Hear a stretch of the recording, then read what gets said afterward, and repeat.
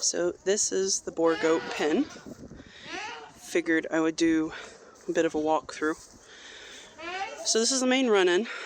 There are hay racks in here that we can feed them from. Got a molasses tub tucked back in the corner there. And we have a camera in here so we can keep an eye on the girls.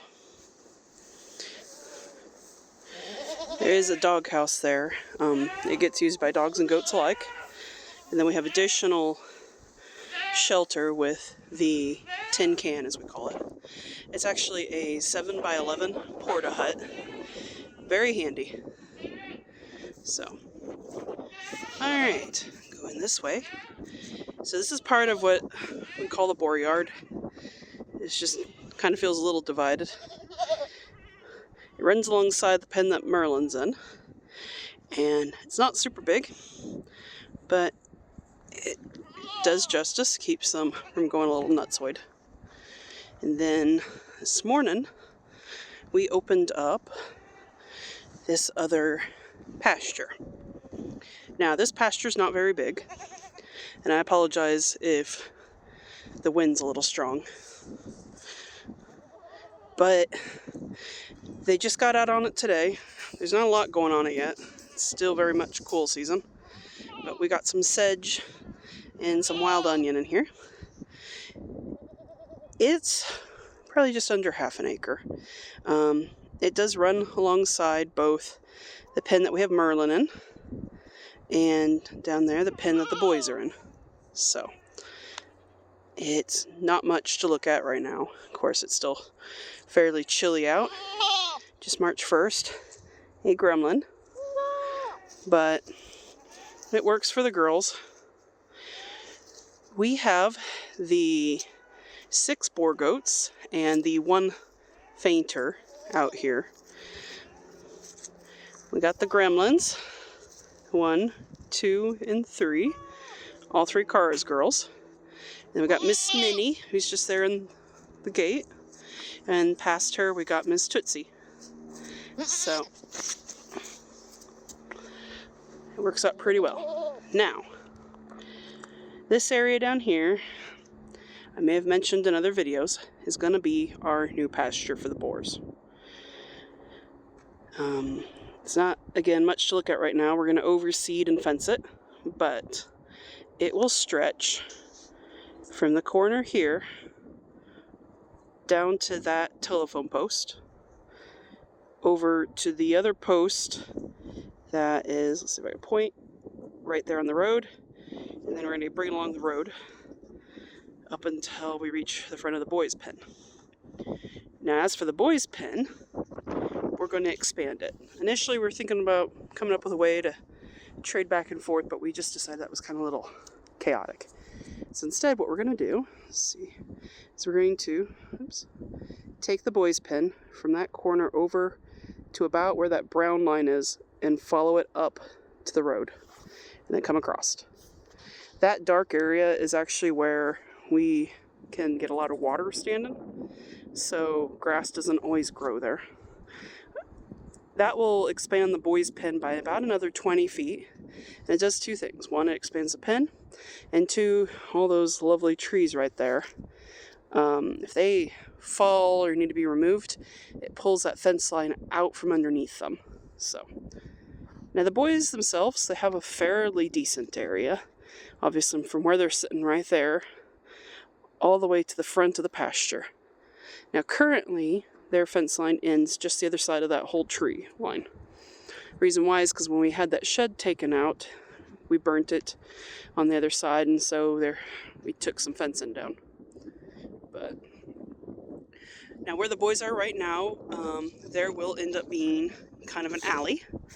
We'll have some gates up there next to that shed so that we could drive a tractor down through out into the field here and continue maintenance without having to drive along the road. It also gets these boys off the fence line with the girls directly. Now, they're pretty good boys.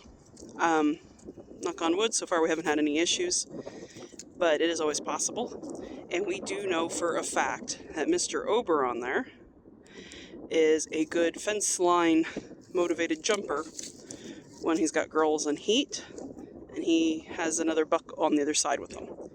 So thankfully, he's not yet done it if there's no boy on the other side, but it's always a possibility. And you don't want these full-blood girls getting covered by a Kiko buck. That's not exactly the point of everything. But, so, now if it does become an issue with them sharing a fence with the girls' pasture, we will probably end up running an electric line along it. And honestly, they're pretty damn rough on their fencing. I don't know if you can see, but they're in this pasture for a bit. And this is probably a pretty benign wobble in this fence panel, but the boys are pretty damn rough on the fencing. It's actually, we have all these carbiners to help make sure that should the clips on the fence fail, that the fence itself will stay together. So I can't imagine people with tensile fencing with bucks. It sounds like a nightmare to me. But otherwise, it should be a nice setup once we get it properly seeded. Part of our uphill battle is I currently lease out all the land back in that area. And so we've not really let grass come up and become a crop before now. So it'll be a lot of fun. Yeah, and there's all our supplies. There's a lot of work sitting there looking me in the face right there. But, hey kiddo. As for plans for breeding this spring, I believe that we are going to definitely breed Miss Tootsie out there.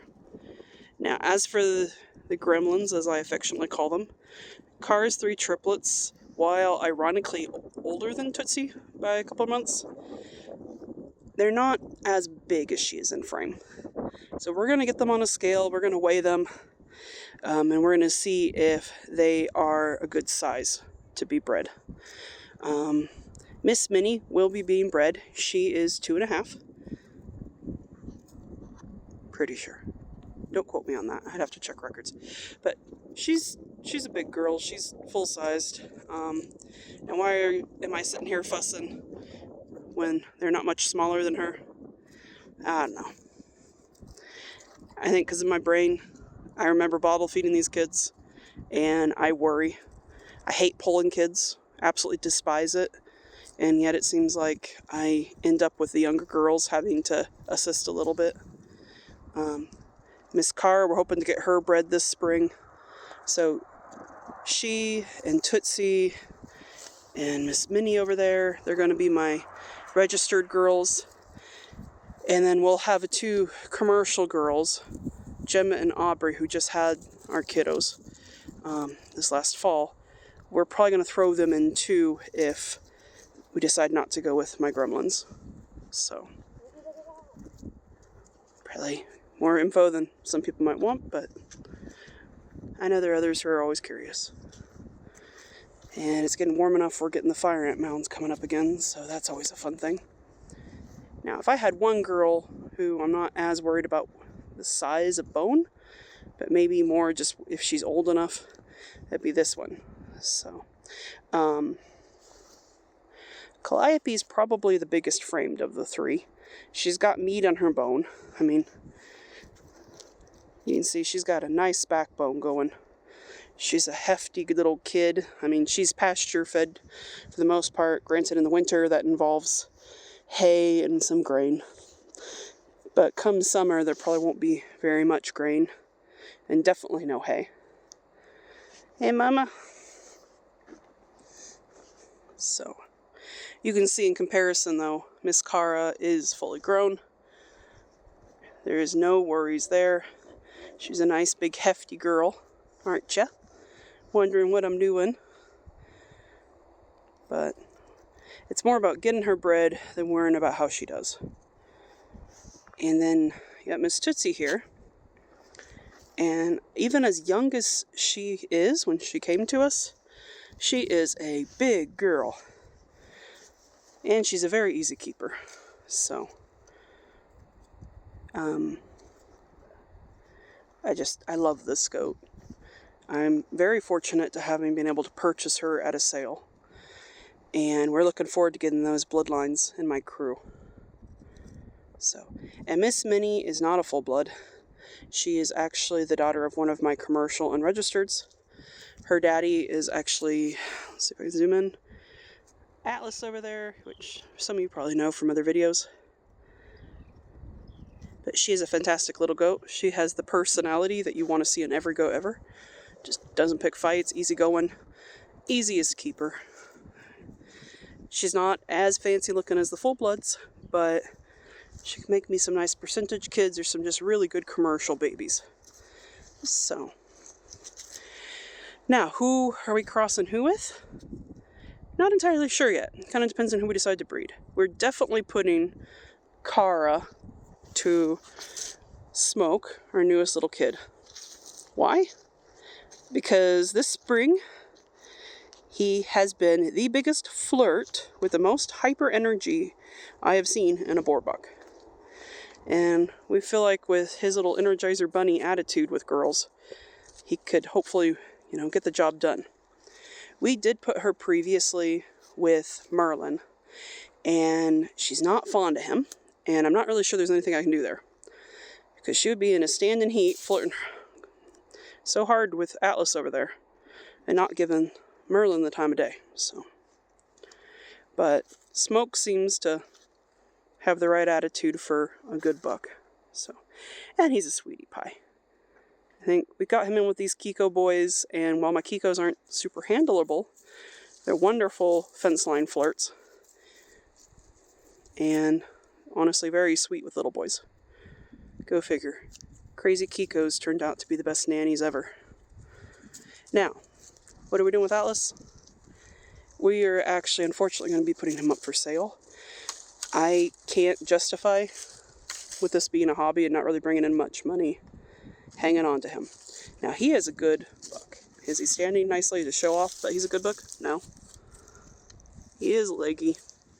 If you are looking for just a good buck for a meat goat operation, he's sweet. He's easy to work with. He's extremely food motivated. He's very gentle with the ladies. Is he going to be your dominant buck? No, he's not. He's kind of a weenie. And he's got a bad habit of rubbing his face on things. It makes me wonder if we got something wrong with our face until I sit there and watch him spend 20 minutes rubbing his nose on a feeder. So, he's that kind of goat. Not destructive. Actually, easier than the Kiko boys on the fence line. And he throws pretty kids. Minnie's his kid. I don't have any other pictures of other kids right offhand. She's the only one we've retained. And you can see right there, she is a hefty little kid. So, for all of his long-leggedness, he threw the hefty Boer genes really well on all 4 babies that we've got out of him. So, I know the gentleman who came and bought some of the boys was very happy with how they looked. And they looked very similar to their sister. And when we crossed him with a Kiko, that was the biggest boned Kiko kid I've ever seen.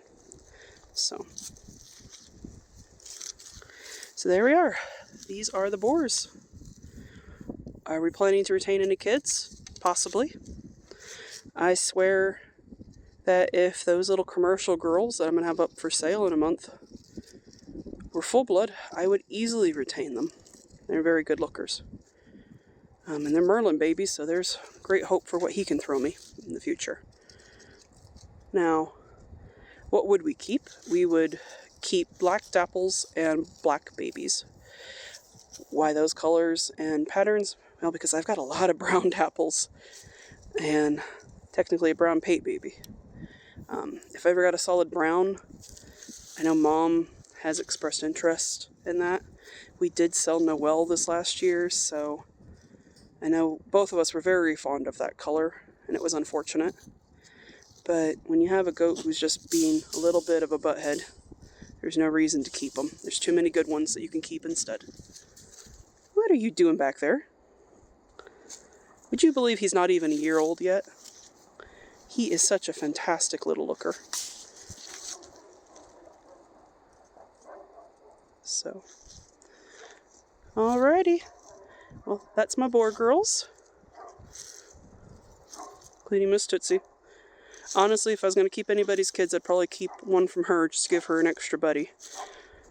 With Kara having raised all the others, including Miss Minnie, who she was buddy with, Tootsie's a little bit of my lone man out. Plus, who wouldn't keep little baby hippos from this big thing?